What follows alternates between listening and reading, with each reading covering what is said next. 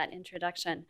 Well, I'm honored and delighted to introduce to you our speaker this evening, Professor Henry Turner. He is Professor of English and Director of the Center for Cultural Analysis at Rutgers University.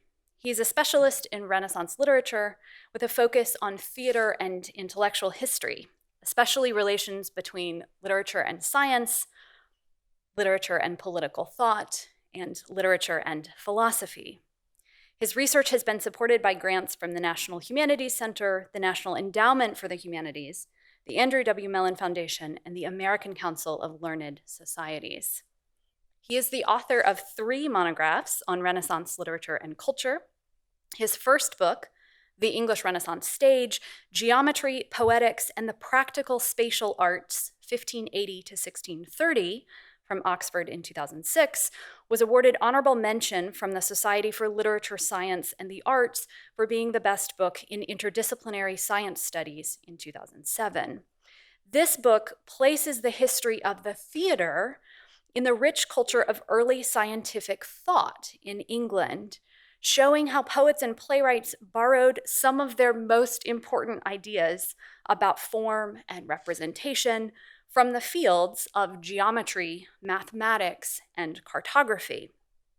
His second monograph, Shakespeare's Double Helix, which was part of the Shakespeare Now with an exclamation mark, series in 2008, juxtaposes a reading of Shakespeare's Midsummer Night's Dream with the history of genetics and contemporary debates over genetic engineering and theories of the post-human.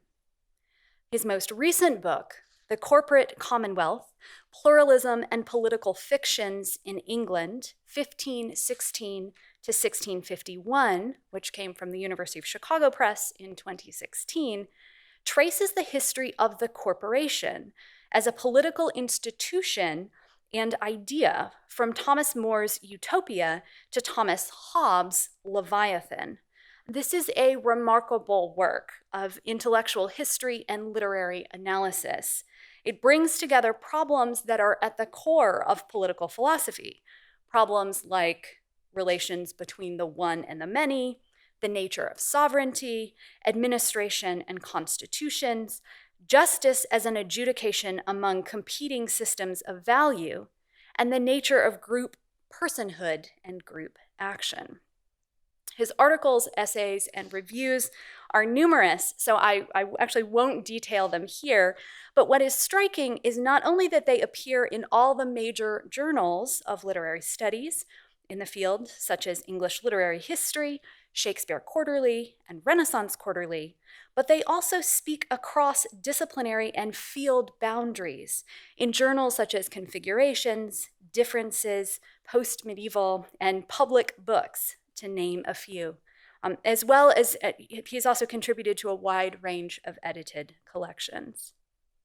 Professor Turner has also worked to bring scholars together to take up problems central to early modern literature, editing a collection on literature, economics, science, and urban history entitled The Culture of Capital, Property, Cities, and Knowledge in Early Modern England in 2002, co-editing a special double issue of Configurations on Mathematics and the Imagination in 2009, and assembling and editing a large-scale collection of 29 essays.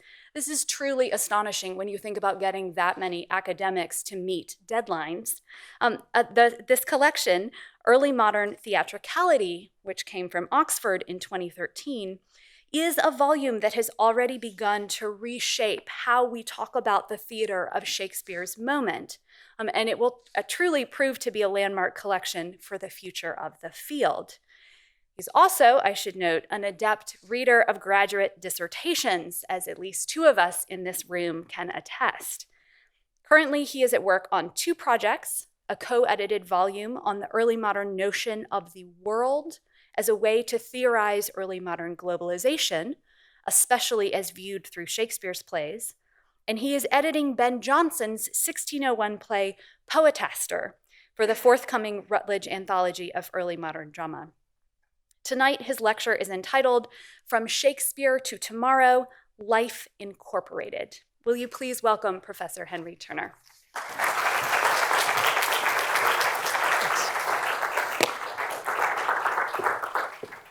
Thank you very much, Catherine, for that very generous introduction. Thank you, Cyrus Patel, for inviting me here. And thanks to the NYU Global Institute for hosting our conference and for hosting this talk tonight. I'm really pleased to be here and honored to be able to present my work to you. I appreciate your coming out tonight. I've given you a note card and a pencil you should have received on the way in. If you haven't got one, I'm sure we can arrange to give you one. We'll use this just to conduct a little thought experiment. It's not a spur to take notes or anything. You can take notes if you want, but it's really something just for you to reflect. I'll explain what I want you to do and give you some minutes to do it. And then we'll talk about your answers a bit. I'll sort them. And at the end, if you'd like to give me your card, I would be very grateful to see it because I'm collecting people's answers to these questions. Let me just say a quick word about what you see on the screen, because this is really just art. It isn't meant to illustrate in any statistical way. It has no scientific value. It isn't representing diagrams of previous note card responses or anything like that. It's simply visual representations of a set of ideas that are going to be the subject of my talk. And I feel that this kind of visual representation is often a nice way to think about some of the problems that I'll be talking about more discursively. Briefly, I would say that all of the slides are representing the relationship between one and many, between part and whole. They are, not to give away the talk itself, but there are various ways of representing some of the problems that I'm going to be talking about when it comes to group life in society and the place of corporations in them. And what I'm going to ask you to imagine in a moment is a written biographical version of something. If we were to translate it into an image, it might look something like some of these images. These were produced by a German artist, a graphic designer, and he has a blog. His name is Tilman Zittman. He's given me these pictures to use. The blog was called Geometry Daily, and every single day he would put up a new geometrical drawing. And these are an assortment of them, my favorite versions. So why don't we begin with our experiment? I'd like each of you to take a few minutes as we talk together, and I'll keep talking as you begin writing. And I'd like you to think about yourself and your own biography as a person. But as you think about your own biography as a person, I'd like you to think about yourself not as an individual person, but I'd like you to think about yourself as what I'll call a group person. What are the most important groups of people, the most important institutions of any kind, but any kind of group that you have belonged to in your life? Any group that you belong to in your life, what groups do you currently belong to? So take a moment to reflect on the kinds of groups. Really, I mean, you could go all the way back as early as infancy, I suppose, thinking by retrospectively, if that's relevant, but especially as you are a younger person, a child, growing older, and then becoming, depending on your age, becoming a professional person and continuing forward. You might think about your life today, right now. What are some of the groups that you belong to? You might think about groups that are especially important to you. Are there groups now, or have there been, that really draw your attention and draw your emotion? Are there groups that you feel strongly affiliated with? Groups of people, as I say, institutions that you spend a lot of time being involved with or a lot of time thinking about, things that you think are important. If you're having trouble thinking of yourself as a group person, that's interesting to me, so write that down. If there's anyone who can't think of any groups that they affiliate with, please tell me afterward, come up and see me. We'll need to stage an intervention. I think that it's unlikely, but it may be possible. You might, in that case, think about groups that you think are just important in general to the world that you live in. Groups that you think it would be a shame if they disappeared, or groups you'd like to see.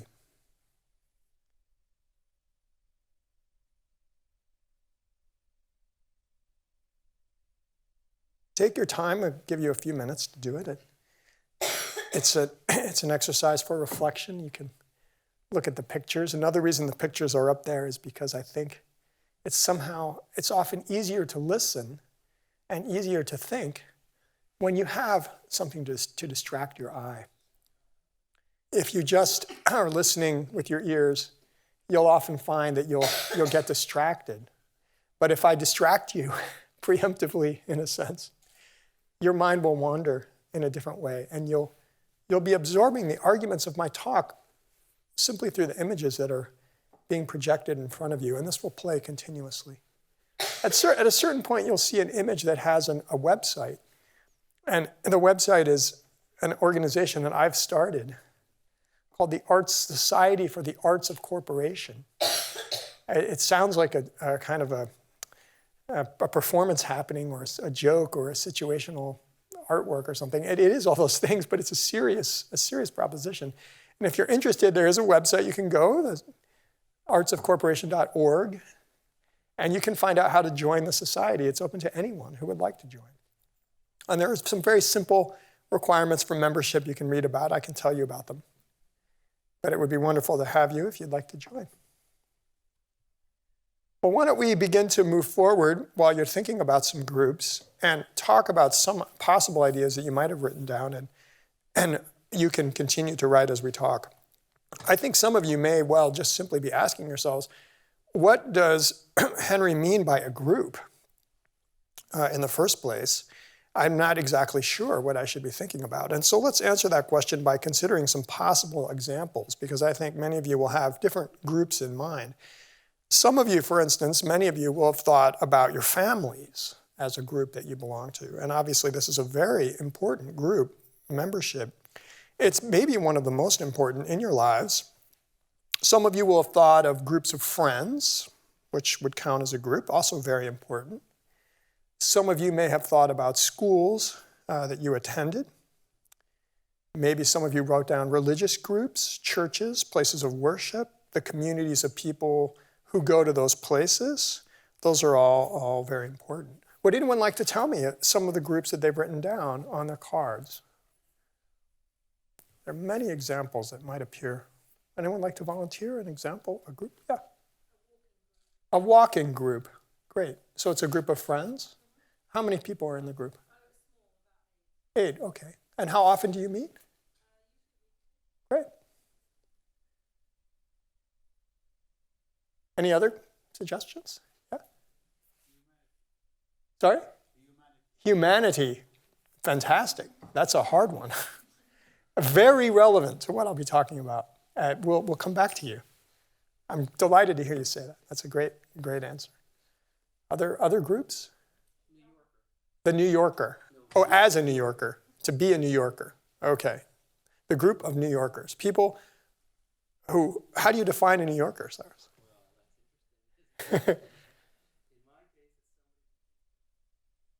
Okay. So it's that simple. Any of you could be a New Yorker. Maybe attending NYU Abu Dhabi makes you a New Yorker in some way. That would be an interesting question. And there was a hand up here. Yes? Great. Very, very common and very powerful group. Parent groups, yeah.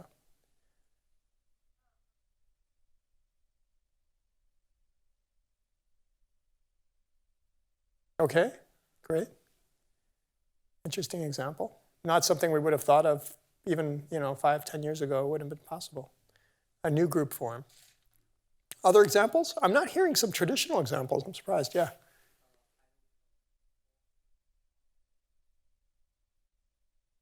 Okay. So you would identify with that group. A kind of cultural, demographic. Yeah, a lifestyle group. Okay, very interesting. Yeah. Did anyone put a church of some kind of religious organization? Yeah. A religious group. Would you tell a little bit more about the nature of the group, what it's like? Okay. And it's something where you meet regularly? Yeah. Every week, great. And do you know everyone in the group? You do.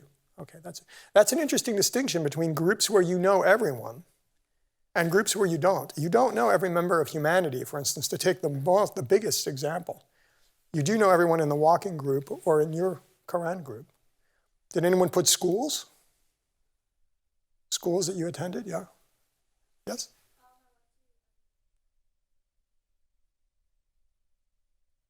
Okay, so that's a school-identified group. Great, well, there would be many others. Some of us would have professional groups we belong to, lawyers, legal societies, the Shakespeare Association of America. In my case, we can think of many, many examples. Now, I'm going to suggest that we start to narrow this down a little bit because there's some things that I would say I want, for the purposes of this talk, to not consider as a group. And maybe the South Bombay teenage culture would be a good example. There are groups that we can establish kind of sociologically, say, or demographically. And those are not the kind of group that I want us to think about. They're important groups, they're vital, but you'll see that there is a difference between the kind of groups that we might consider. You might live in a certain neighborhood. So in a way, I would say New Yorker is another example of a group we could set aside. Or all the people who live in a certain apartment building. Or all the people who go to a certain beach or to a certain store. These people, at some sense, they do form a group. All the people who are on a certain bus line at a certain time of day, they form a group in some, bare meaning of the word. And I want to set these aside or put a bracket around them because I'm going to call them weak groups for reasons I'll explain, or maybe we could call them accidental groups. They're things that happen. The groupness of them is a secondary effect. It's not a primary effect of your activity. So people who take a bus to work, for instance, all at the same time, they form a group, but it's an accidental group in the sense that they're not going to form a group. They're just going to ride the bus. That's not their purpose. The purpose is not to join a group. The same thing is true maybe of shopping at a store or go visiting a zoo or a park. You're going there to do an activity, but you're not going there to affiliate with a group that you want to be a part of, as in a way that's different from some of the other groups we've been talking about. And these kinds of things, generally, they don't address us as group members. They address us as individuals. Now, sometimes maybe there's a store or a cafe or a place you like to go because you like the people you meet there. You feel you have something in common with them. You find the conversation and the ideas interesting. And in that sense, it's starting to become the group that I have in mind. It's become something we could start to call a community. So if you think about the groups that are on your card, you might start to underline or circle those that seem to have a strong community notion attached to them. They don't necessarily need to be groups where you know everyone. In fact, I think it's important that you not necessarily know everyone. But that also could be a measure. We can sort out a few more things. Families are important groups, but for my purposes, I'm going to call them accidental groups also. Because we're born into our families. We don't generally choose our families. We are sometimes chosen for families, but again, there is an accidental contingent quality to that. You don't have a lot of choice about your membership in a family group. It's just a group that kind of comes to you. Your relatives are your relatives. We all know that, whether we like them or not. You may have a very strong bond with your family group, but another thing we could say about the family group is, in general, they are private groups. They're not open to everyone by any means. And I think that's an important part of the definition. Aristotle in the Politics makes this distinction as central to his political philosophy. He distinguishes family groups, which are private, from the polis, or the city-state, which is public. And the polis, he says, is made up of families, but it's not itself a family. If the polis were a family, it would be a different kind of thing. And in the history of Western philosophy, political philosophy, which he is inaugurating in a sense, that is an important distinction. And it does define what we could start to call a public group.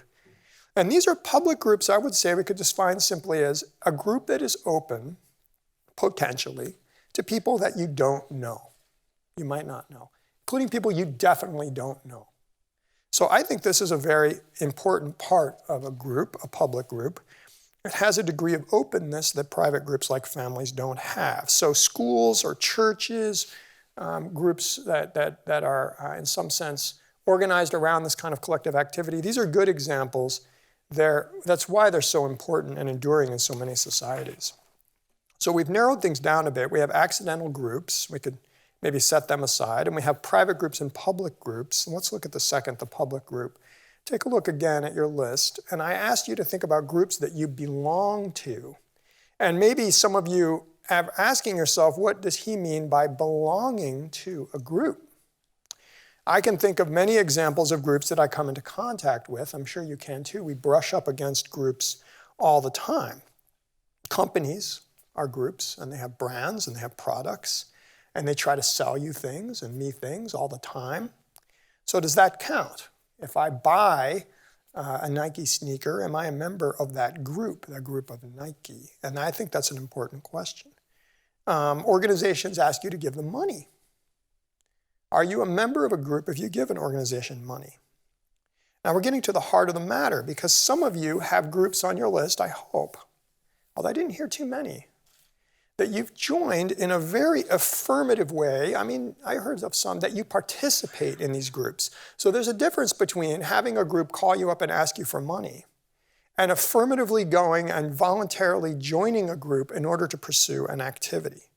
You join these groups to pursue these interests and activities because you can't pursue them on your own. You feel that for some reason, the activity you want to pursue can only happen with other people in a structured way that happens regularly, and that is a sort of an enduring thing and a recognized thing among everyone in the group. And here's a really interesting way to distinguish some of these groups. You might think about the groups you join. Are there any groups you belong to where you would be comfortable giving your voice to the group? Is there a group you belong to where you would allow the group to speak for you on your behalf, and you could say, okay, I'm going to let the group speak. I'm not going to sign my name or raise my hand. We'll let them talk. Or, okay, this is a group I believe in strongly. I'm going to speak for it. I will become a spokesperson or someone who represents the group. And if those are the groups that I am the most interested in. So if anyone has a group that they feel they are affirmatively joining, voluntarily joining to pursue an activity they can only pursue with the purpose of the group, with a group of other people, they feel that they might let the group speak for them or they might speak on behalf of the group, those are very powerful cases. And those are the kind that we want to talk about today. Because in those cases, you have become someone who is part of a thing I'll call a group person. Now, we have a hard time thinking about group persons. We can think about groups that are made up of individuals. And you have one on the screen here. This is a cluster of individuals. It forms a kind of a grouping.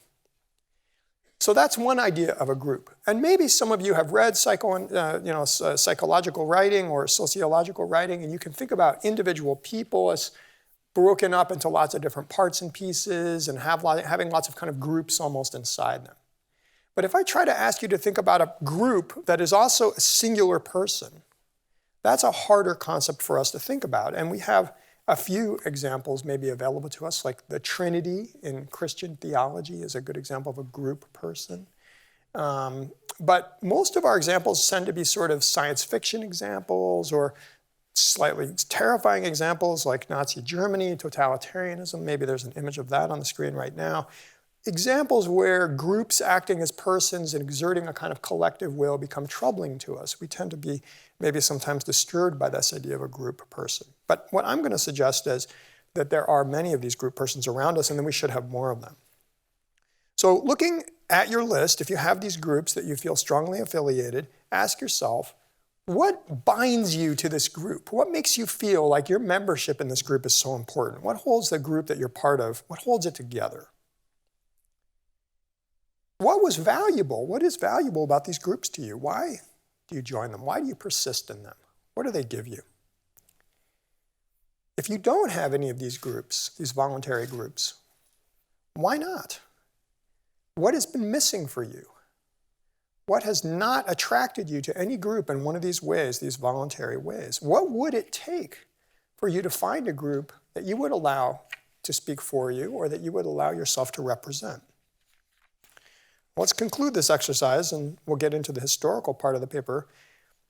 I'm just going to make some propositions to you. I would say, first of all, that you feel the most committed to, you belong most to the groups that you participate in, that you act in, rather than the groups you give money to.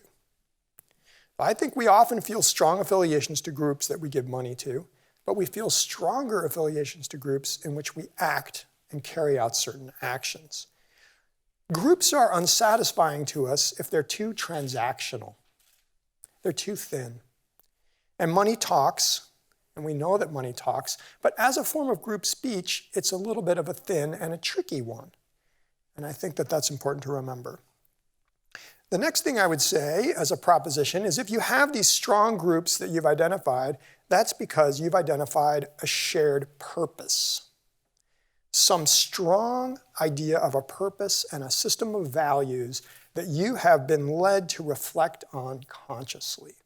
So like a Quran study group is a good example. You are reflecting in a meaningful way on a set of values and a set of ideas, and you're doing it explicitly, you're doing it with other people, and it's become very conscious to you. It's different from riding the bus, where you're forming a group in a totally unconscious way. It's different from, say, buying a product and becoming a member of a group in that sense, in a kind of an unconscious way. So I'm interested in groups that really give you a set of ideas and ideals, things that you start to think about and that actually start to guide your action, and that you do this in common with other people.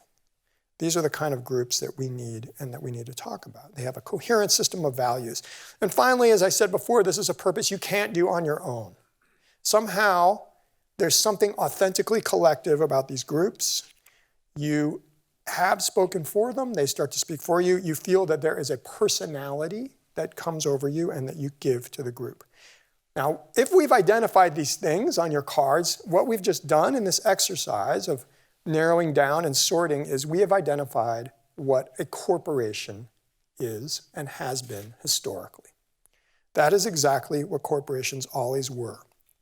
It's a very, very, very long history corporations have, and I'm going to talk about them in a moment.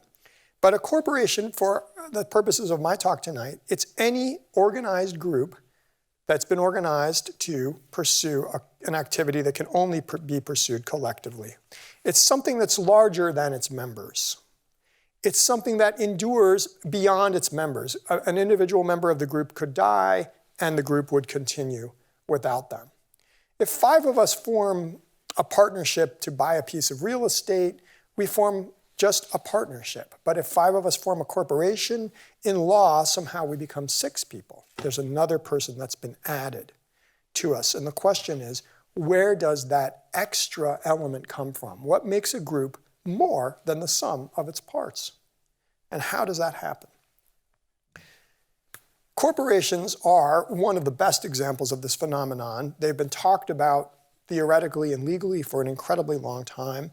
And history gives us many examples of corporations and groups of this nature. So I'd like to take a look at them historically so we can understand it even more clearly. They're very old institutions. They extend back to Roman law as early as the 2nd century AD. They have been legal persons for a very long time. Also, we call them artificial persons. Sometimes we call them fictional persons, which is an interesting idea. So most legal historians argue that a distinctive idea of corporate personhood as a group that has the attributes of a person, will, intention, responsibility, moral responsibility, criminal responsibility, this is something that really begins in the 13th century. About 1206, 1207, 1208, 1209 is the first time that this idea of a group person starts to make its appearance. A Roman law, the argument goes, could recognize groups and gave them certain sort of rights. But they only understood them as aggregates. They didn't understand them as persons. They didn't really try to distinguish between the group of people who made up an organization and the organization itself. And it wasn't until the 13th century that we find lawyers, medieval lawyers and popes, talking about the idea of a corporation as a person in an attempt to distinguish between the people who make it up and the group that they form. And they ask a lot of difficult questions. What is the nature of these bodies, as they start to call them, these kinds of persons that have rights, obligations, and freedoms, and liabilities? What is its nature? If it's not something you can physically touch, what kind of body does a corporate body have? These are pressing questions in the 13th and 14th centuries. For Baldus Ubaldus, who was a major jurist of the 14th century, the relation between a corporation and its members was understood to be one like form and matter. He had a very philosophical view. The corporate body, he says, is perceived by the intellect, not by the senses. You can't touch a corporate body. You can only think of it. It has an idea existence, but not an actual one. And he says the body of a corporation is a kind of fiction because it's an abstract category, but it's a fiction that's real. And that's a complicated thing about legal fictions. It's an invention, but it has real rights, and it has real capacities and real powers, and it can own real property. So the medieval lawyers were kind of interested in this idea that they could invent a technical artificial category and have it be sort of a figment of your imagination and only exist at the level of ideas and yet actually assume real capacities and real impact in the real world. And they were fascinated by that. It's a surprising idea. I maybe just should point out to you that we talk often, at least in the United States today, about the idea that a corporate person is a disturbing aberration of law and that the only people are natural people. But in fact, corporations are the first legal persons. The idea was invented to talk about them. So let's move forward to Shakespeare's England, because in 1564, when Shakespeare was born, these medieval definitions of corporate persons had become commonplace in English courts. And the corporations themselves, these groups that were assembled for a collective purpose that had rights and responsibilities, they were very diverse.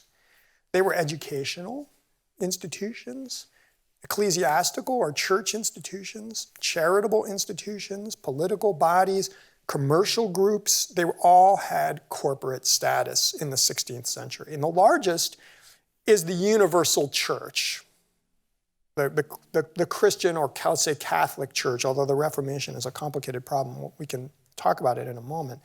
But something that extends across territories and even across time was understood to be a corporation. The angels in heaven, according to the theologian Richard Hooker, who was a very important figure in writing about the English church, the angels in heaven formed a corporation with the saints. They were dead, but they formed a kind of spiritual body, and anyone who took communion or who died and then at the apocalypse would be a member of this mysterious body that extended over time.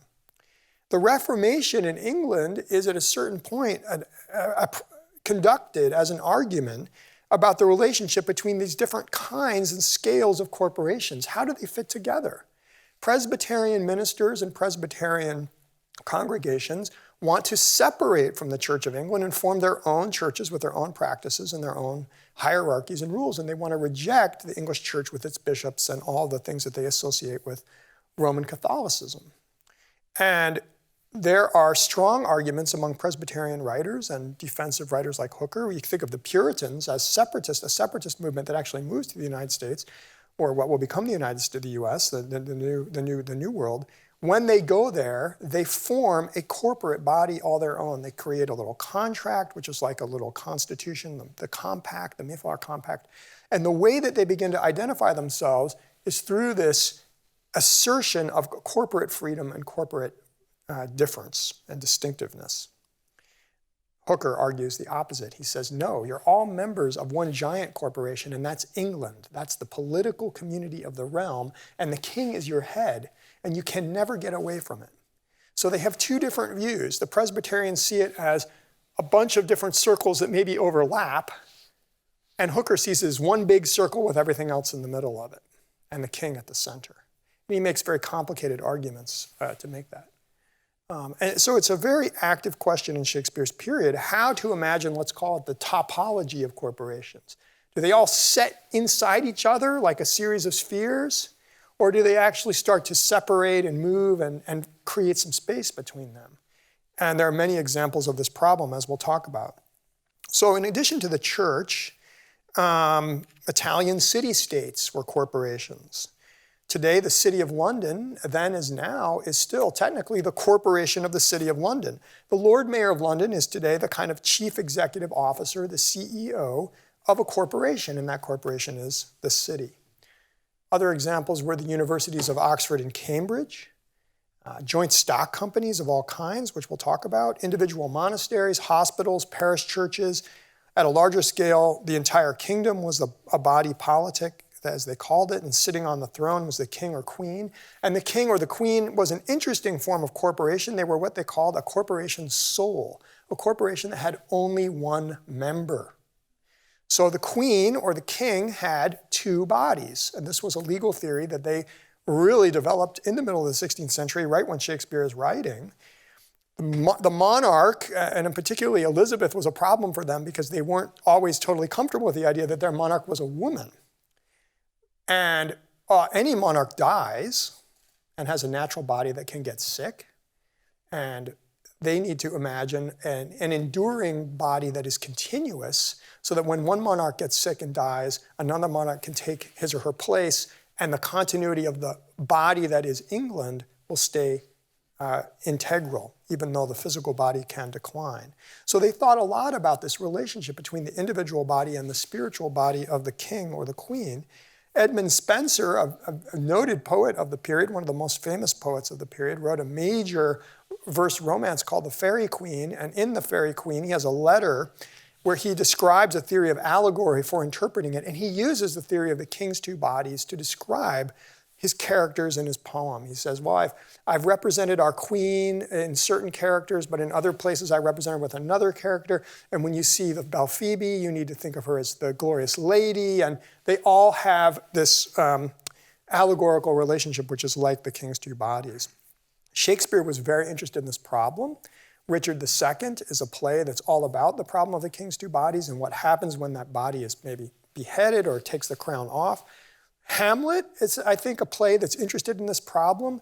The old Hamlet, who's been killed before the play has begun, has become the sort of spiritual body of the king, and he's now a ghost and is walking around the edges of the city, and it's been detached from the rightful monarch. Claudius isn't a legitimate king, and so he doesn't have this spiritual body attached to him anymore. He's purely mortal. And the play is then a tragic crisis about what happens to a political community when this corporate body of the king has been split apart in this way. If for those of you who know the play Coriolanus, Coriolanus is a play that is completely fascinated with this problem of what happens when citizens, corporations, trade groups, and so forth are completely ruined, and all that's left is a kind of representative state. And that's a play that ends obviously in a complete breakdown of politics of any kind. So in Shakespeare's period, Parliament was a corporation, trade guilds. Trade guilds were not just commercial, they were charitable. Monasteries had been dissolved in England for a generation before Shakespeare, but all the monasteries were corporations. In many cases, the legal rights and the protections that these monastic properties had as corporations still extended to the same properties in 1600. So even though the corporate body of the monastery had been dissolved and the monks were no longer living there, the actual buildings still had legal rights and protections that attached to them. And this was very, very important to Shakespeare because his play company, then the King's Men, eventually acquired an indoor theater, the Blackfriars Theater. And the only reason they could open the Blackfriars Theater was because it was located inside a former monastic property at the center of London. It was in a special precinct that had, they called it a liberty. It had certain rights and immunities from the city of London. And the mayor of London and the council of London didn't want public theaters to be opened there. And the Blackfriars neighborhood was a fancy one, and the people who lived around it didn't want a theater there. It was noisy and so forth and disreputable. But the company could own the theater and open the theater because of this ghostly remainder of the corporate body of a monastery and the land that they were using and they were renting. And there was nothing anyone could really do about it. So into this landscape of corporate bodies, which are very many, and I think this is something for you to just take a moment to pause and reflect on, how many different kinds of corporations used to exist, how many different activities they organized, hospitals, schools, commercial, churches, and so forth. Into this landscape, a new kind of corporation is born. And it happens in the 1550s. In 1553, the first joint stock for-profit commercial company is born in England in the form of the Russia Company or the Muscovy Company. And the Russia Company and the Muscovy Company is invented to conduct long-distance trade that individual merchants could not conduct on their own. To go to Russia, to go to the Gulf region, to go to the New World. And these ventures had charters, and they were authorized by the Queen or the King, and they were authorized to do things that the King and the Queen could not do on their own. And these charters are very, very interesting documents to read. The Russia Company, 1555, excuse me, I said 1553, but it's 1555. The East India Company, which is a very famous example, of 1600. The Virginia Company of 1609. These charters are really, the best analogy for them is they're tiny little constitutions. They create little political bodies, and that's what the companies were called. They were called bodies politic because they were groups that had these rights. And these rights gave them all kinds of responsibilities once they left England. So one of the things that's very interesting about these companies is that as long as they're inside England, they're restricted. The monarch is superior to them. The sheriff of London has certain rights they can't intrude on. The mayor of London and the city of London has rights they can't intrude on. But once they get out, so maybe this is an example of a company existing among other corporate bodies all at the same time.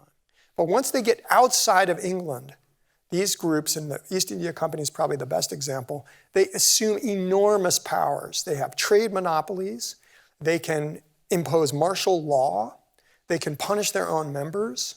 They can allocate, all of their resources. They can do anything they want in this kind of law-free international zone. Now, they can create legislation. They can try capital cases. They can do all the things that traditional sovereignty could do in a political sense. Several of the American colonies in the 17th century get their structures as colonies directly from these companies and their original charters. So in the case of the Virginia Company, you can trace corporate legal rights from 1606, when the company is first formed, up through its several revisions. The first deliberative political bodies in the US were actually Virginia Company institutions, little proto-congresses, a House of Representatives almost. These deliberative bodies, almost like mini parliaments, were instituted by the Virginia Company in Virginia as a form of governance for the first time in the New World. And you can trace those provisions in those charters from the early 17th century all the way to the Declaration of Independence, which of course was written by Thomas Jefferson from Virginia. And the language of those charters makes it into the Constitution and into the Declaration of Independence in 1776. And from there, to 2016, 2017. So there's this long history in the American context of colonial companies endowing a political structure that survives really today. Let's go back to Shakespeare. Some of you may be surprised to hear that Shakespeare's play company was one of the most successful joint stock companies of its period. It was different from other play companies for this reason. Shakespeare was a playwright, of course, as we know, and he was an actor at one time. But he was also a shareholder in the company. And this meant that all the profits and all the costs were allocated to these shareholders, or as we call them, householders, because they had something very distinctive. They owned the theater together. At first, I think there were 8 of them. Now, other play companies did not own the theater. They rented it from a manager. And this manager could be extremely ruthless in the way that he ran his books and really crafty at the way he created debts and obligations. Philip Henslowe is the famous example of the Admiral's Men, and he's in the movie Shakespeare in Love. He's played by Geoffrey Rush, I think. And Henslowe is criticized at a certain point in lawsuit after lawsuit for constantly, basically indenturing his playwrights and his actors with debt, advancing them money, which they constantly owe him, and then taking from their profits the money that he feels that they owe him. And he kept the books very close, and they would complain about this imaginary debt. He's also lending them money to get out of debtor's prison. They're so impoverished, they end up in debtor's prison, and he lends them the money to get back out. So he holds a very tight control over this play company. Shakespeare's company is totally different. It's owned and controlled by these 8 householding members, and Shakespeare is one of those people. They own the theater. They get some of the revenue from the theater itself. They get some of the revenue from the rents, and then also from the shows and so forth. Now, in the 1590s, a share in Shakespeare's company was twice as valuable as a share in other companies. And by 1616, which is when Shakespeare dies, the value of the share was 4 or 5 times more valuable than other companies. So there's something about this joint stock structure that really worked well for them. Now, not all the shareholders were actors, and not everyone in the company had the same sort of relationship to these shares and to the activity and the profit and the money, of course. Some of them were relatives, some of them were widows of former actors, some of them were hired men, actors who just were paid piecemeal and didn't have a share of the company. And there are interesting lawsuits by these actors who call themselves laborers for the company who don't have a share and like to have one, and the widows of the former actors who are holding on to the shares because it's a pension for them. It's a fascinating system. Now, it's important to point out, and this is something that I will maybe try to make a little too much of, but Shakespeare's company, the Chamberlain's Men, later the King's Men, had all these attributes of a corporation, but it never legally incorporated. It never got a charter. It was never recognized in law as a corporation in the sense that the law recognizes today, or even in the same period. So here, what the actors did is they were members of other corporate groups. They were free members of livery companies. And if you were a free member of one of these guilds or companies, you had the right to hire any other worker under the sign of your, let's say you were a member, as many of them were, of the grocer's company. Well, if you were free of the grocers, you could hire an apprentice actor to work with you as if he were an apprentice grocer. You had that right. And so that's what the actors would do. They would use their membership in one corporate body to start to structure this other one. But I think that I want to make a point about this that I think is relevant today. In Shakespeare's company, we have an example of something that looks an awful lot like a corporation. It has all the attributes of a corporation. It's something that can pursue an activity that it can only do collectively, put on a play. It's larger than the sum of its parts. Its parts are in some sense interchangeable. Actors can come and go. Even Shakespeare potentially could come and go. But it doesn't have a legal status in the way that we think corporations do today. And I think this is important because I don't think we can understand what a corporation is if we only go to the law. And I say this in deference to any lawyers who are in the audience or any legal historians, because the law has been this incredibly rich source of thinking about corporations. But we won't understand their purpose and their value enough if only we talk about them as legal persons. When I asked you to think about an important group you belong to, you didn't think about its legal status, probably. You thought about other things that held you to the group. Choose whatever example of corporation you would like to choose today and try to explain to me what makes it a group person. Where does its identity come from? Where does its personality come from? What makes it a real thing? There's no question that for-profit corporations are real things. They act and speak. They donate money. They structure our lives in 1,000 ways. And the law gives them the rights to do this. But this is not enough of an explanation for how they work and how they act and how they become who they are. If I take the corporation of Nike, to take an example, it doesn't exist as a corporation with a personality and a power to act because it's chartered, incorporated in Oregon or somewhere else in the United States. It has a personality because of its advertising, because of its logo, because of that swoosh. And that swoosh, that logo, is totally empty. Anybody can occupy it. We can join it. And that's what Nike wants us to do. It wants to use that little swoosh as a thing that you use as a sort of a portal, and you feed into the corporation some of your personality, your affiliation, your imagination, your intense experiences, your ecstasy, all the things that they want you to associate with any brand that you wear. And that's true of all corporate groups, including universities and so forth. Now, if you compare this form of membership in a corporation, let's say you will accept the premise for the moment that simply by wearing a pair of Nike sneakers, I become a member of the Nike Corporation. Now, some of you are thinking to yourself, that seems a little untrue to me. I don't buy it for 1 second.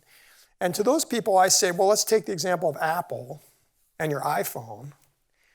If I were to take your iPhone away and say, oh, it's fine, you don't need that phone, I'll give you an Android phone, I'll give you something else, you would get a little squirrely about it. You wouldn't like it because you're attached to your phone. And you have an emotional relationship to it, whether you consciously identify with the corporation of Apple or not. It's indisputable that it's kind of reached down and it's marbled itself through your life in ways you find very kind of habitual and comfortable. So the problem here is that we have a very thin idea of what it means to be a member of a corporation. And it's joint stock companies and commercial corporations that have done this. Compare the difference between being a member in two different kinds of groups. On the one hand, a joint stock company in the 16th century or today, and you own shares. You go online or you have a broker or you go to the Wall Street and you buy a share of this company. And you own the paper, or it's not even paper, it's some digital thing somewhere, and you're a member of the corporation because you own that part of it. So that's one example. Now take any other group that you think is more meaningful to you, but let's take a membership, say, in a church.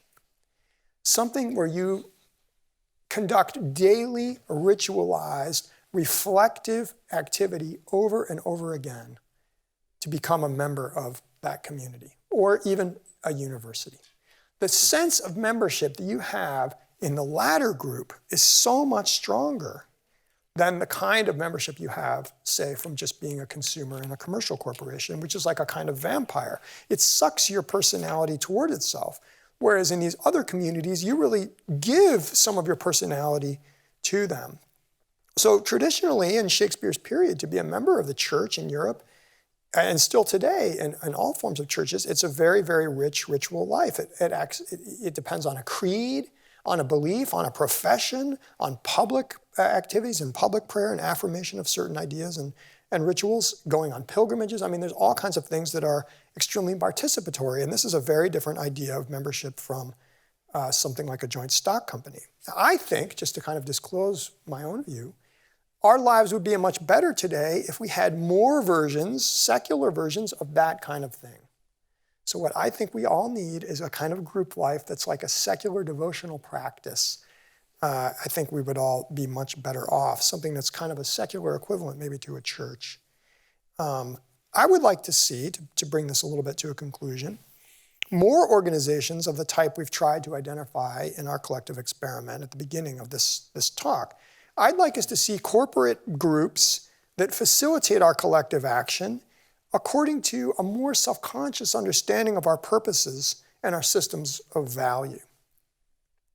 I think many of you would agree that our political life is a little impoverished if we just think of ourselves as standing on an empty stage all by ourselves in relationship to some giant state that we vote for occasionally maybe, at least in democratic societies, but kind of naked without any of the sort of support network of all the different groups we actually belong to. And I think we would have a much richer understanding of political life and social life if we thought about ourselves as group persons in a more self-conscious way.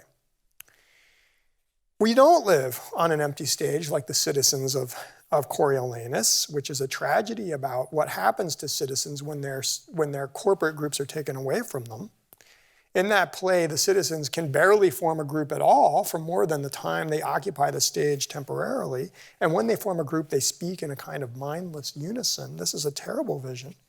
Our life is lived inside many, many different groups. And sometimes I think we've forgotten or we've overlooked or we've lost the ability to see and to recognize the groups that we're part of. And it's important to recognize them because they structure our systems of value and they give us a shared purpose. So I've asked you to focus on the groups that you feel you participate in, groups that are collective, groups that are public. Because I think if we teach ourselves, again, how to recognize these corporate forms that we belong to, and if we begin thinking hard about what roles these groups could play in our public life, I think if we each began acting as a member of a group or on behalf of a group, I think our life would be improved in many, many different ways. I think we'll be forced to confront and clarify all of our purposes for action, all of our systems of values. We'll do this in an active way. I think that we'll begin to invent new groups that we would like to belong to. And I would say to you that there are certain social problems or environmental problems that we'll never be able to solve on our own. We can only solve them in relationship to groups of this type. And I don't think that the group of the nation state will be, I think it's too big. I think it's too big. Nation states are not producing solutions to climate change or environmental catastrophe. They're not able to do it. So we need another group formed, for instance, just to take that problem that we could solve. Now, I think education everywhere, and especially public education, for instance, would be immeasurably improved. And I think I'd like to conclude with the example of education as a kind of corporate form. And the reason is something that will maybe surprise you. The word for corporation in Roman law, in Latin, the original Latin word, it extended from the 2nd century through the medieval period and through the Renaissance period and Shakespeare's period. There was a Latin word for corporation, but it was not corporatio or corporatus or corpus. The word was universitas. So the word that they used to describe all corporations of every type is the origin of our modern word university. When you hear the word university, you should hear actually a direct translation of the word corporation, but not in its for-profit sense. We all talk a lot about the corporatization of the university in a bad meaning of the word. You need to remember the wide variety of meanings that this word used to have, and you can maybe begin to understand that the university that you're belonging to, college, also the collegia is another word from Latin for corporation. These colleges and universities, these are maybe some of the best examples we have of large-scale corporate groups that have an affirmative openness to as many systems of value as possible in which we can become self-conscious, reflective people about our purposes and act collectively. This is the corporate person that I speak for and who I allow to speak for me. If I try to answer my own question, what is the most important corporate group that I belong to, I would have to conclude that I am not a member of a church. I am a member of a university. And I don't agree with everything my university does. But if I had to choose a group that I would allow to speak for me or that I would maybe speak for, a university would maybe be one of the only examples that I would be able to come up with. I think that it is. I'm also a member of a union. That would be another example. So these new ideas of corporations, they appear around the formation of the University of Paris in the 13th century. This was a body of teachers, a group of people who were teaching, who wanted the rights to decide what they taught. They were founding a college or university. What did they teach, and who did they teach it to, and who was allowed to teach it, and who could get a degree and who couldn't? They wanted to have that right and that freedom themselves. They wanted to elect their own officers and their own rules of self-governance. And they were opposed by the chancellor of the cathedral where they were still affiliated. And so they appealed to the Pope instead. And the Pope recognized them not as individuals, but as a group of teachers. And he said, this body of teaching masters, we should recognize them as an independent body. And you, Chancellor, you can't punish these individual people, these teachers who are agitating for this right. You can't excommunicate them. You can't do those things because corporations don't have a body you can imprison. Corporations can't be excommunicated. They aren't that kind of thing. So it was actually a gesture of protection of the university as its origins. So let's conclude with a hypothesis. I think that we're faced with a particular problem today in all of our societies, in the United States and here in the Gulf too, and in Europe, all over the world. And the problem that we're facing is that we live in what I'll call a corporate monoculture. We have lost sight of the wide variety of group corporate forms that used to exist. And we only understand corporations to be one form, the joint stock commercial for-profit form. To the degree that we're not even comfortable in some cases using the word corporation because we think of it as having these incredibly strong negative associations. It's taken over our very understanding of what group life can be in many ways. And I think that we need to recognize this monoculture, as I call it, and the relatively narrow system of values that it represents. And we need to try to remember that there are many other forms that we could be joining or that we could create. And the problem is not that we have too many corporations in our lives interfering. The problem is we don't have enough corporations of different kinds. That's the problem. We have too few. And I think the university is one of the most important corporate forms we have today, but only if it remembers its ancient, not-for-profit, let's say, origins, its original purposes. A university brings us together tonight. It opens its halls, it invites us to gather together, it invites us to share ideas that have power to join many kinds of people together for many kinds of reasons. What other corporation does this in our lives today? I don't think there are very many examples. The purpose of a university like this one is to gather together as many different people as possible, as many different divergent systems of value as possible. It is not necessarily a space of agreement, but it's a space where, despite that disagreement, some kind of unity is formed. And again, I don't think there are very many corporations, we could say, that do that. I find in the university as a corporation the promise of what Aristotle calls the political life, which he describes as the good life, not just life merely. I think corporations like the Universitas have this obligation to be as open as possible. At the core of the word, we hear the word universal. So I hope you will forgive me if I speak from the position of my own profession, my own enthusiasms. But I do think that we could do much worse than turning to the university as an example of the corporations I have in mind. And I also think we could do much worse than to turn to Shakespeare as an example for a kind of foundational canon or almost even a sort of a kind of constitution for the university. Because the work of Shakespeare is so open and so flexible, it's so adaptable to so many different cultures and situations. No matter where you are, no matter what you believe is important, no matter what problem you're thinking about, no matter what clarity you're looking for, you'll find a resource in Shakespeare, and you'll find it in a Universitas context like this one, which ensures that your encounter with his work and with the problems it raises and with one another will be as meaningful and as enduring as possible. So thank you for coming and joining us tonight. You are members of that Universitas right now, just by coming to this lecture. It's good to see you.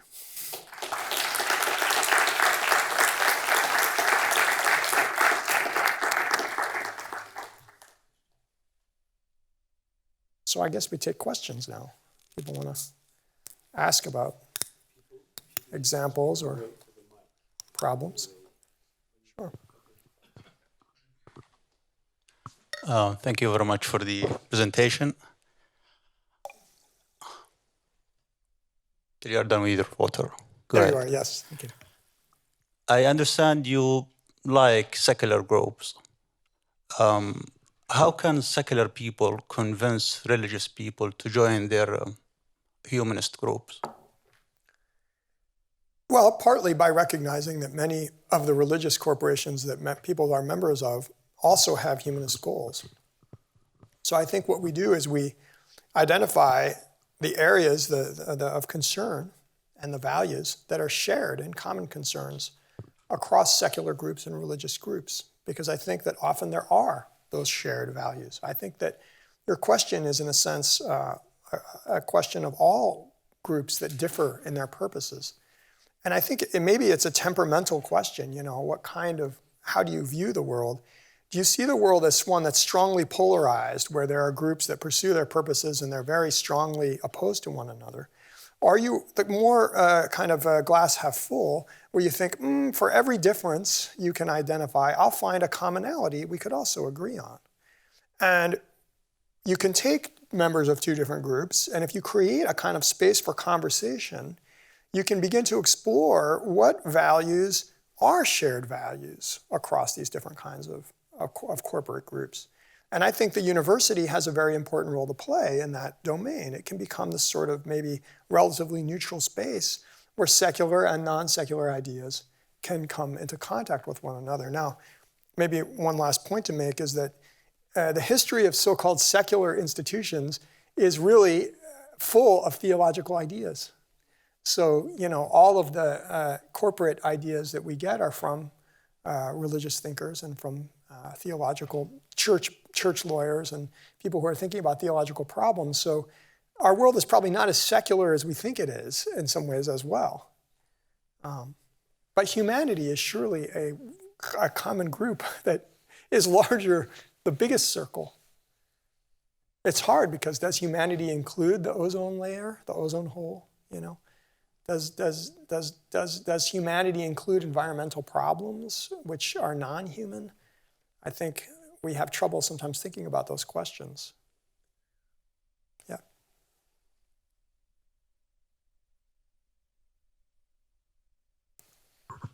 Thanks for that talk, Henry. As a professor at this university, you can imagine that I share your particular enthusiasms.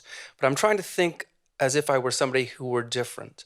And I'm also trying to think about why what seems to be voluntarism or choice is so important to your conception. I think the last question has actually helped me to think about that a little bit, because tactically, a way of forming voluntary associations might be a way to cut across existing groups, whether they be secular or religious, which otherwise might find themselves at an impasse when they're trying to create conversations.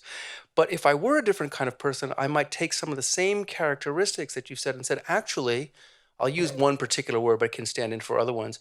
What actually I most identify with is something that I might call my tribe. And I would feel at a certain point that I could be the spokesperson for that tribe, but I also feel comfortable having that tribe speak for me. But I'm thinking of tribe in a sense that's not voluntary. It's something I was born into and something I inherited.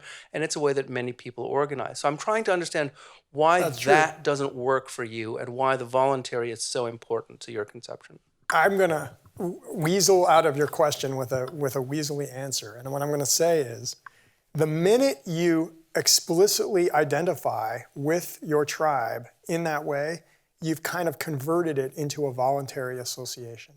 You have willfully decided to act in the name of that group, that body.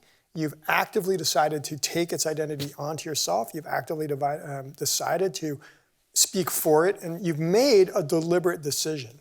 There are probably members of that same group that don't reach that level of reflection, or maybe just don't think about it quite as much.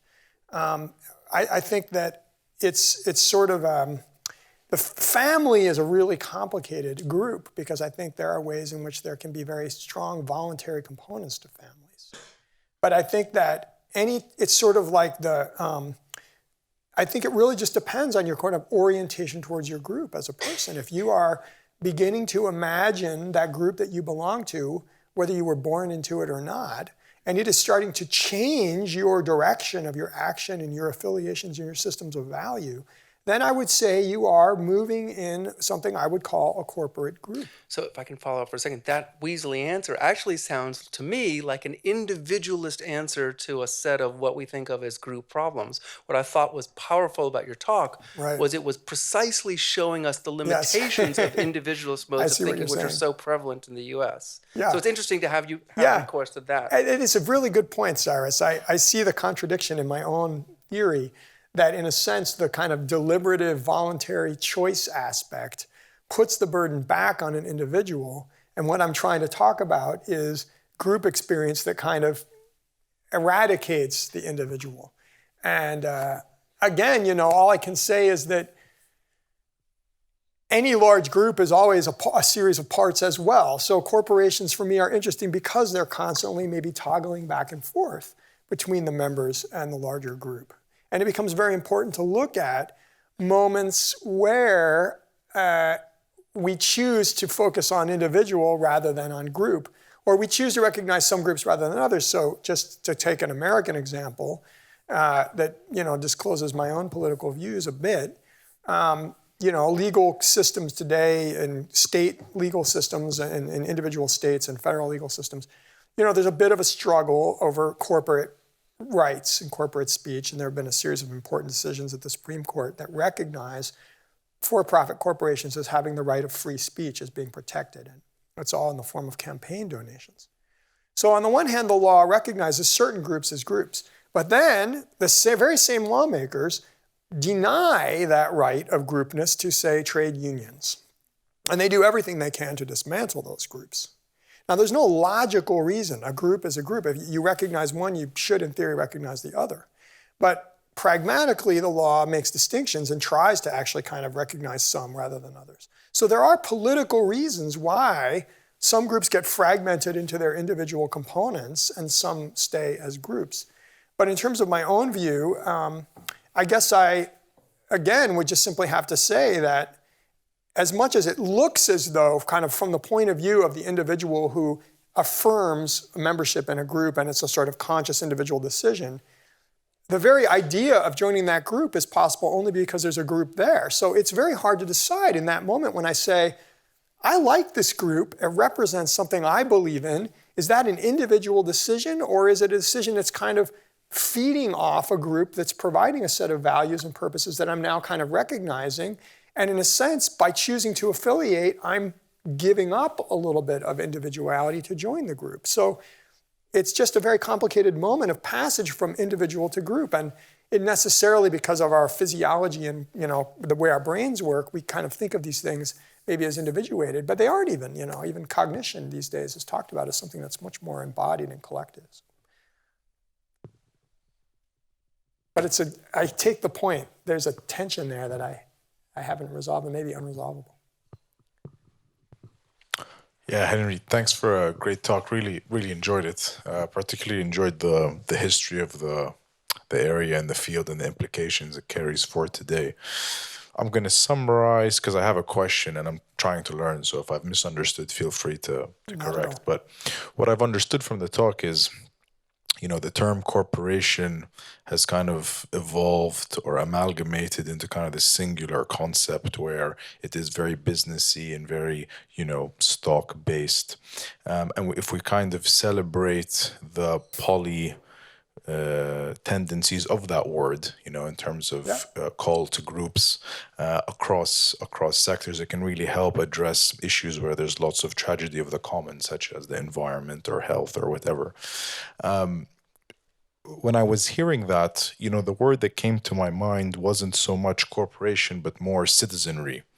And I'm just trying to understand, is it more of a linguistic framing that has the potential to capitalize on a call to action, or is there something deeper that I've missed? Because I really did enjoy the talk. I'm just trying to capture it. And it's a very fair question. I guess I would say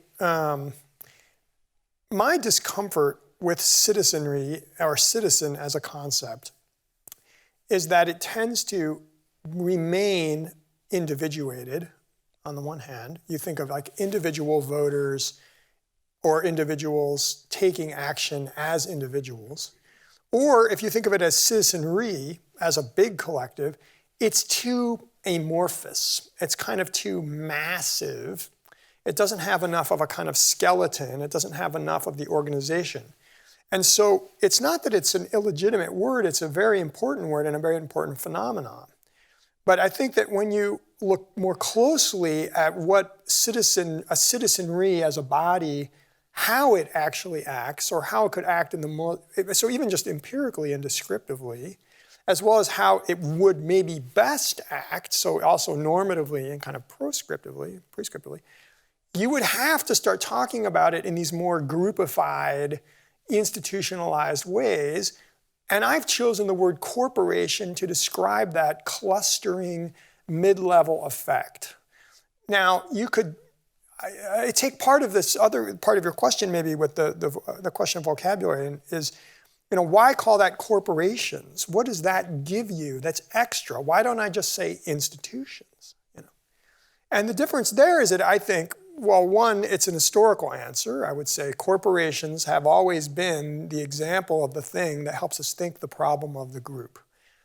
historically for 2,000 years in Western thought, when people have wanted to think about groups and group agency and how people form groups, they've turned to this word. So it has an inherent kind of historical value for that reason. But I also think it's precisely because of this call to personhood or call to volition or call to commonness kind of, even a call to personality that's distinctive from a group like institution.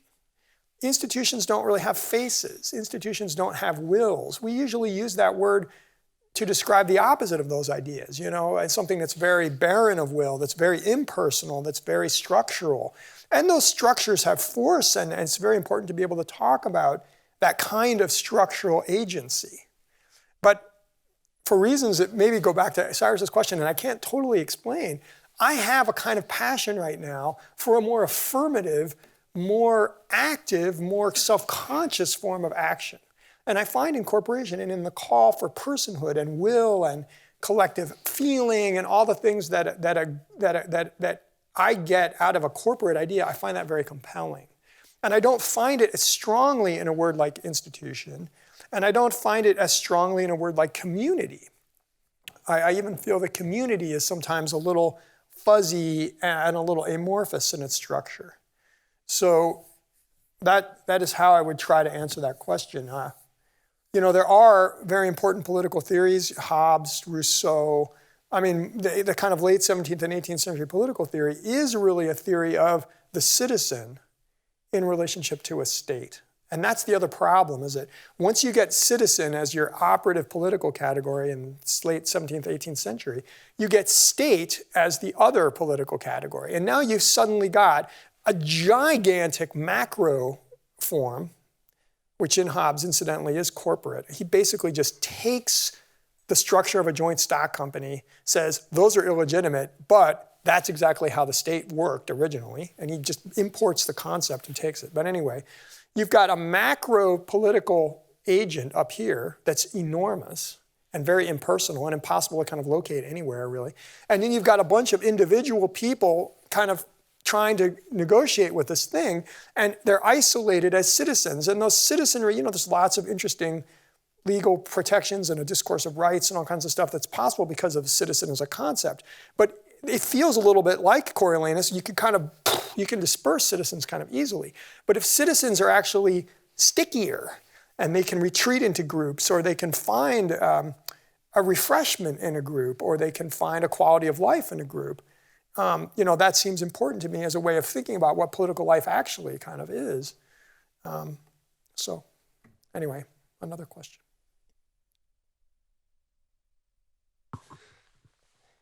Thanks, Henry, for your talk. It was very thought-provoking.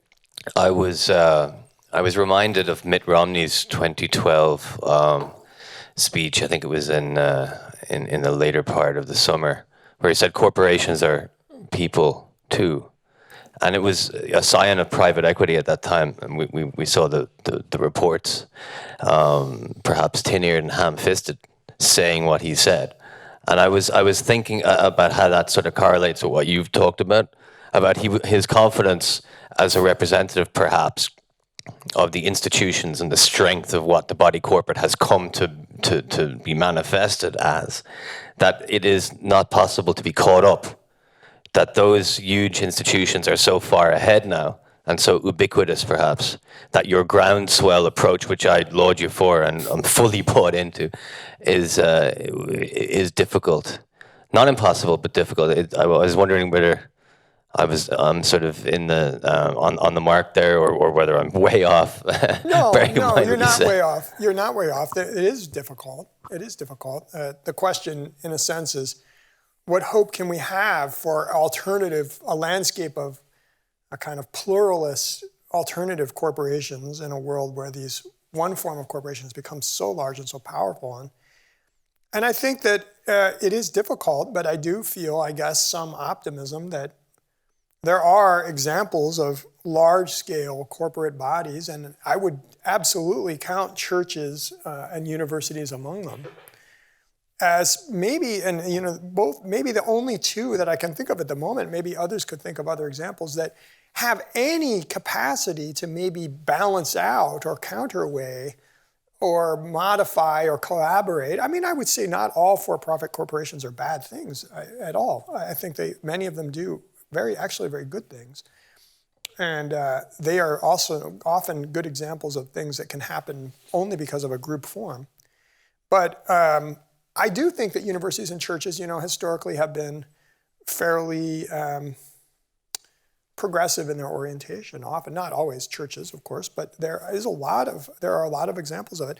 And then in many cultures, there are examples of strong trade unions or of cooperatively owned things where workers will take over a company and own it in common, say, and that could be kind of a good example also of some existing examples. But as I say, I would love to hear if people know of examples of things that they feel are viable corporate alternatives beyond what I've mentioned.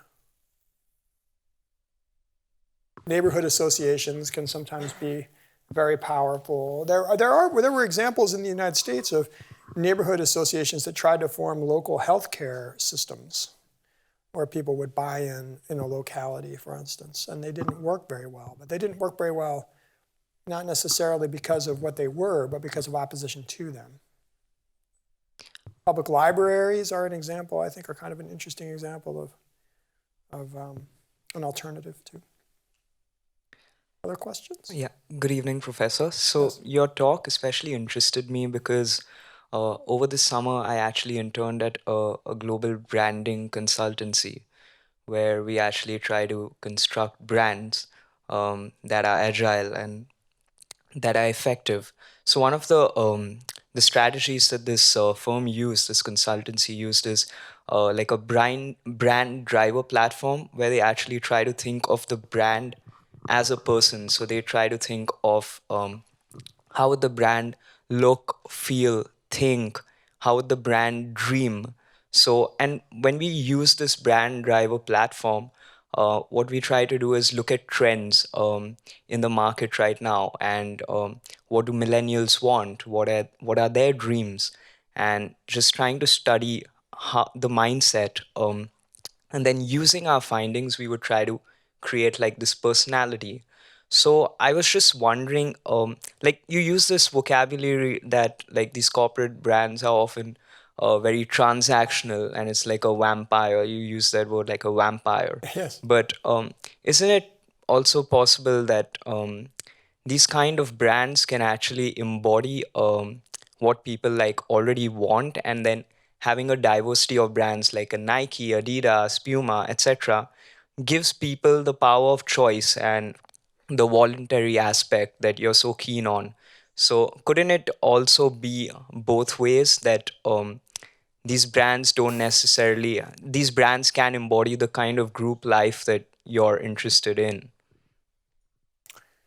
I do think that brands can do that. The question, I suppose, is what the ultimate purpose or final outcome of that identification with the group is. If the final outcome is to take money from my pocket and put it in yours, that's one kind of purpose. And if that's okay with me, and that happens all the time, obviously I spend money constantly, then that's, it's a legitimate, of course, activity, but it isn't the same as,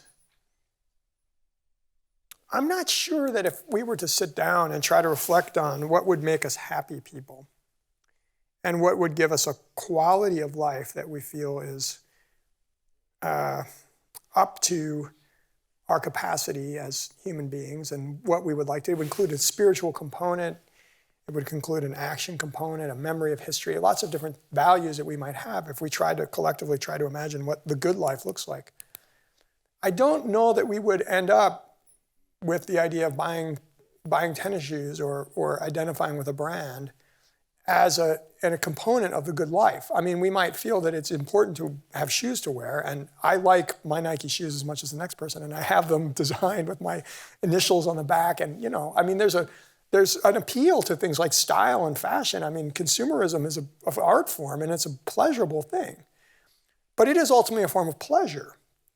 And I just don't know that pleasure is the only or the ultimate good that we would try to agree upon. So I think we might find that we would want to form groups that have the pursuit of, that have other pursuits as well. Would you agree with that, or would you feel that that's not true? I think like you can also look at it like, for example, a church. You buy certain ideas in that you agree to abide by them.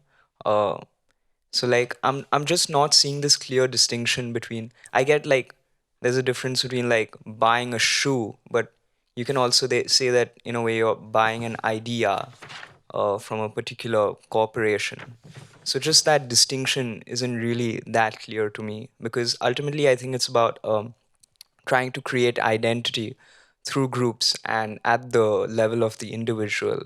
So I think it's very tenuous difference between the two. I hear what you're saying, and maybe what we could say is the formal mechanism by which individuals form ideas to join groups is kind of similar in the case of, say, a church or a trade society or some other affiliated group, a voluntary association like a temperance group or an anti-slavery group in the 19th century in America, where you're driven by, as an abolitionist, you're driven by a sort of abolitionist purpose. And the way that group forms itself and the way, say, the branding, I mean, your example is fascinating to me, that this really is happening in the way that you describe it. But so that the mechanism is similar, but the purposes are different, is maybe how I would answer that question. Do we have time for a few more? Well, we have actually run out of time, but what I'd like to see, I know there are many questions, so I don't want to maybe we could take one more question. People. Yeah, we can take one more, but we can also talk outside. Okay. That's what I want to say at the reception. Well, it's your show, so if we... So no, if you could take one more, okay. And then... Yeah, this is a quick one. In order to fulfill your aspiration of turning universities into corporations, you would need more people. Mm-hmm. And to do that, you need to make universities more affordable. So the bottom line is reduce fees. I would agree. I think they should be free. Thank you. But I also am paid as a professor, so it's a dilemma.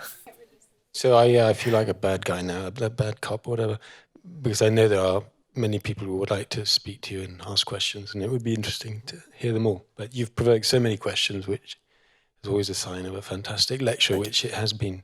I mean, I enjoy Cyrus in feeling like you, part of a group. I wrote Alma Mater, it was one of my groups, and university, so I kind of did it twice, I feel. Well, so please, if you'd like to give me your cards, I would love to see what you wrote. And if you have any little, something you want to explain on your card, we could talk about it. It would be fascinating to me. You don't have to give them to me, but... So we can write to you and ask for an exegesis of all these diagrams, right? Yeah. That's okay. So thank you so much. Please join me. There's a corporate group. It's been broken. That one's been broken, you see. It's been fragmented.